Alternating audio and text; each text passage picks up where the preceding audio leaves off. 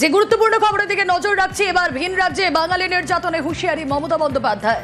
বাংলা বলায় বাংলাদেশের তকমা, ভিন রাজ্যে এবার কড়া প্রতিবাদ মমতা বন্দ্যোপাধ্যায়। কথা বলবো আবির ঘোষাল, প্রতিনিধি রয়েছেন সঙ্গে। আবির, একেবারেই উল্লেখ করেছেন তিনি ভাষা সন্ত্রাস বন্ধ হবে কি হবে না সে প্রসঙ্গের কথা তিনি কিছুক্ষণ আগে উল্লেখ করেছেন। একই সঙ্গে উল্লেখ করা হচ্ছে যে রাজ্যের কাছে বিশেষত হরিয়ানা গুরগাঁও থেকে প্রচুর রিপোর্ট আসতে শুরু করেছে, এমনকি রাজস্থান থেকেও আসছে। যে ধরনের আচরণ করা হচ্ছে বাংলা ভাষা বলার জন্য এবং যে ধরনের আচরণ করা হচ্ছে সেটা একেবারে একনায়কতন্ত্র, এই ধরনের পরিস্থিতি বা আচরণ চলতে পারে না। প্রশাসনিক স্তরে ব্যবস্থা গ্রহণ করার পাশাপাশি গোটা ঘটনার ক্ষেত্রে যে উপযুক্ত বা কড়া ব্যবস্থা যে তারা নেবেন সেই প্রসঙ্গের কথা উল্লেখিত হয়েছে।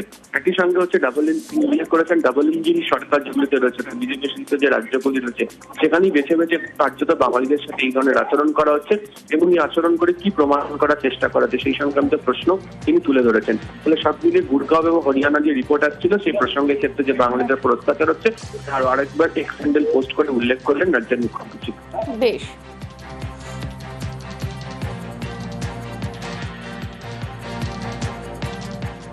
বাংলা ভাষার উপরে আজকে ভাষা সন্ত্রাস চলছে এবং বাংলা ভাষায় যারা কথা বলে তাদের উপর খুব অত্যাচার হচ্ছে।